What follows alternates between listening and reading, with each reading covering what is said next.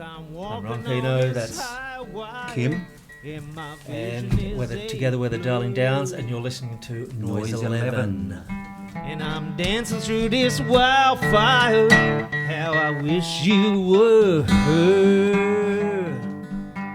And we welcome into noise11.com, Ron Peno, Kim Salmon, and the Darling Downs, back for a third instalment, which is very, very pleasing. It is, yes. It's very nice to be back for a third instalment. It's lovely. After 6 years.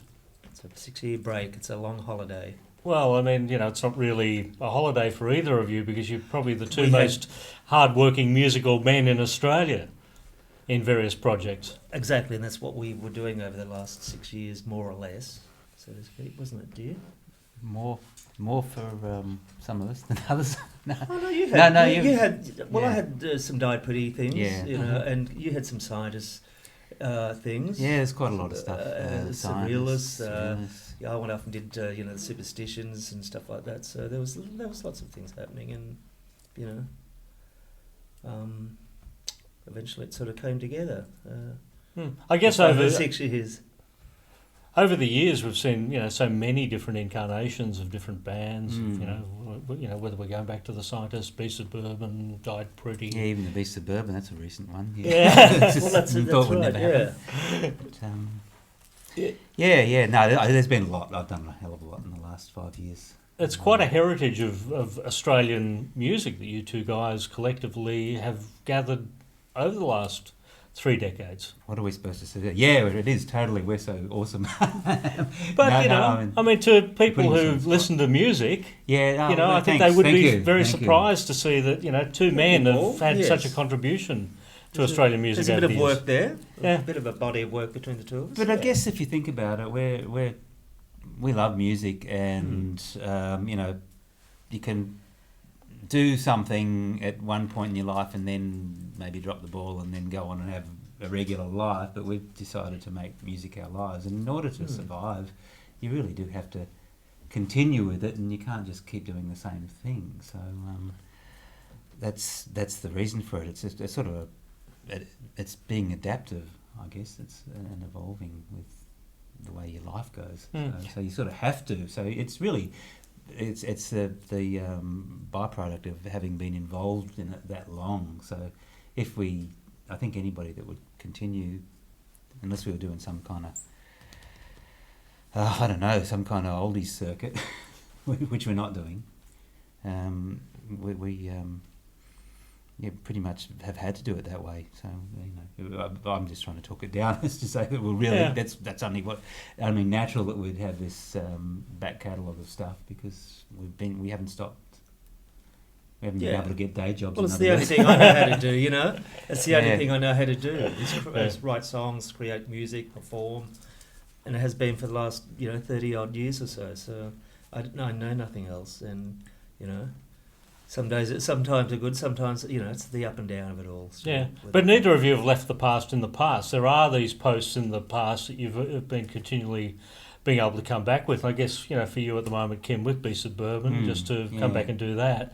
Do you just pick it up where it left off? How do you get back into that mode? Try not to think about it. Yeah. Try to just do it. As I say, we've made music our lives, so. I think we're comfortable enough with it to be able to do that. I think that's the kind of essence of it, basically. You're winging it all the time. But what about you, Ron? Like, Died Pretty have done, quite a few gigs, in recent years. Do you Don't Look Back, with the Big Day Out, home bake, to varying degrees of. It wasn't like it was 1990 again. You know what I mean? But do you have to study the old past and? Instead of several thousand, there were, especially at these bigger, like Big Day Out. I think we only got about 200 or 300, and it was the smallest. Times had changed, and it was 20 years later or something, so we didn't get that sort of. A little depressing, but you want? Oh, come on! You were asking about, do you have to study for these things? Yeah, do you go back and listen to the old music? Do you have to relearn the lyrics? Yeah. Do you actually forget the lyrics from the early songs? Occasionally, yeah. But no, I do. Yeah, you go back and revise, of course, as part of the whole thing, rehearsing and revising. You want to put on a good show. So of course, yeah. Yeah. I mean, those songs I was doing for 20 years, they're all embedded in upstairs anyhow. So just a refresher, basically. I knew all those, songs. Yeah. Died Pretty songs, most of them anyhow.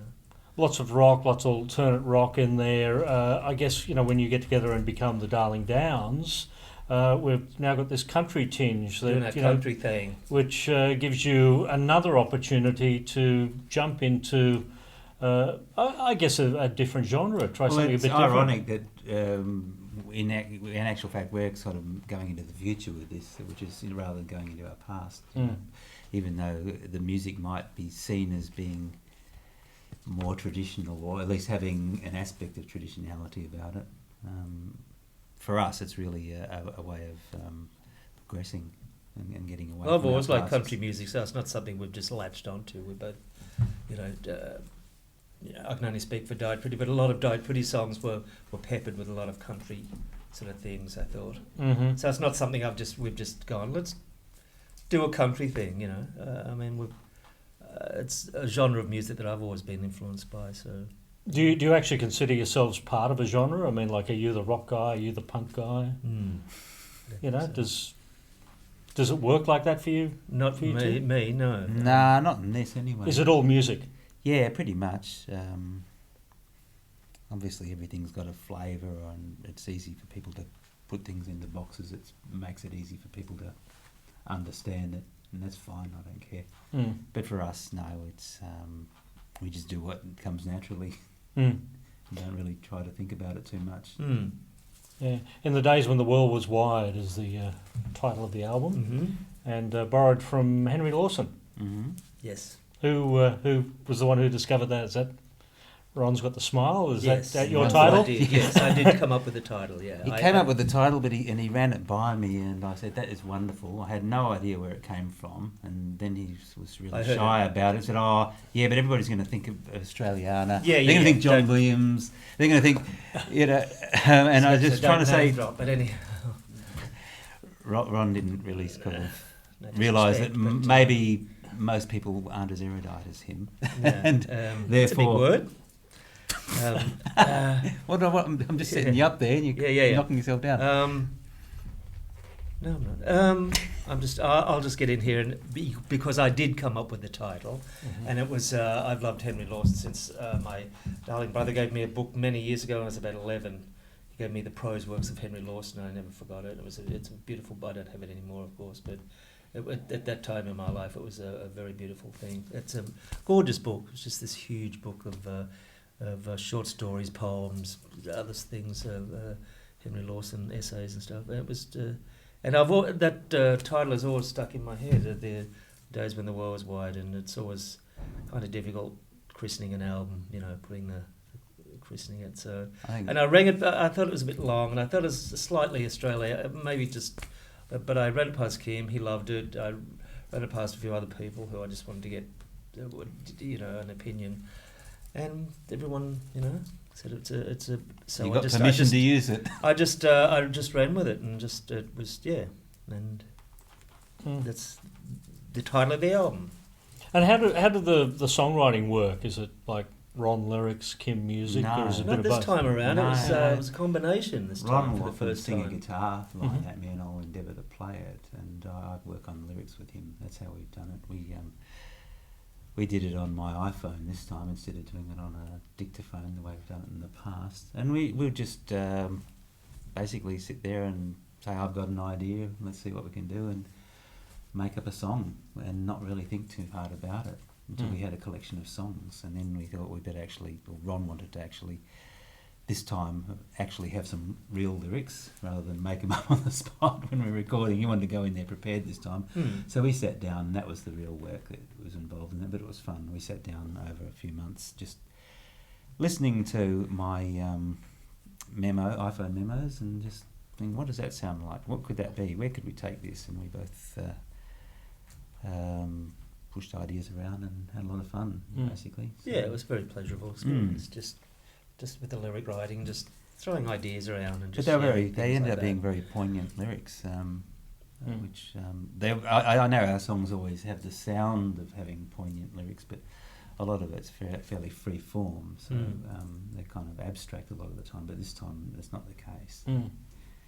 You've been known to change lyrics on the fly, haven't you? Yeah. Well, How hard is he to follow when he's there's doing only that? two of us. It's really easy. That's why I love doing this. We can pretty much.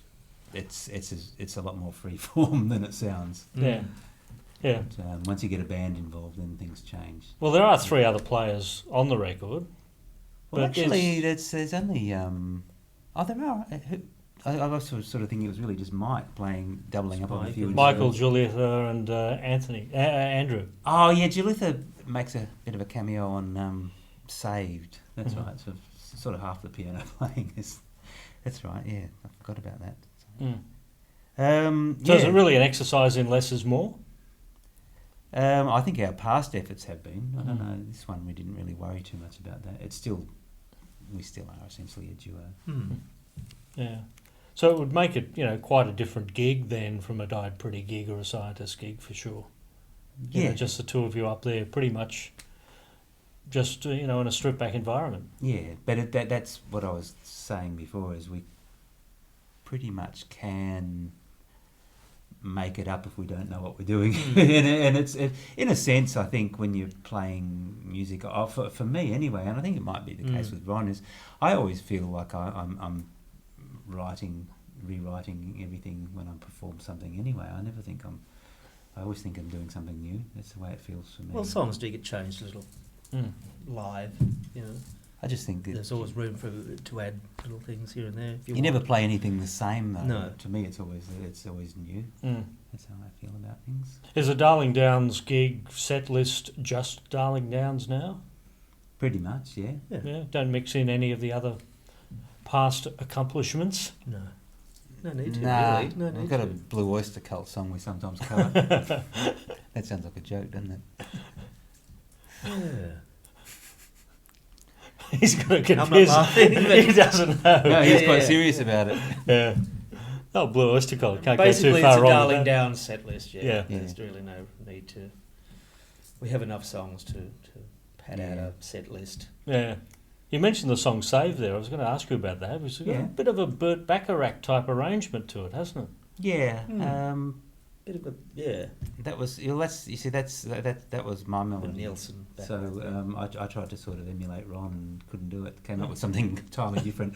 I wanted to do my songs tend to be fairly melodically kind of stripped back, but maybe the arrangements are kind of complex. That's where it's all happening for me, because I'm a musician more than... Well, I'm a singer too, but I tend to think in terms of arrangements. I thought I'd try and do a fairly complex melody like I think Ron can do. So that was my idea of that. But it's nothing like one of his normal things. It's really the banjo that makes it sound like a Darling Downs tune. Really, it is probably like a Harry Nilsson song or a Bacharach number. So, some kind of 70s Nilsson number. So, but I ran it by Ron and he loved it. And so, yeah, you're right. That's what I thought it sounded like. The chorus took a little while to nut out, but we finally got it. The saved part, I've been saved. That took a few attempts. We tried several melodies and things that didn't quite work, but we finally got that chorus there. Took a few attempts, but okay. Well, there is the Darling Downs, the third album, and we thank Ron Peno, Kim Salmon joining us here at Noise 11. Thank you. Thank you.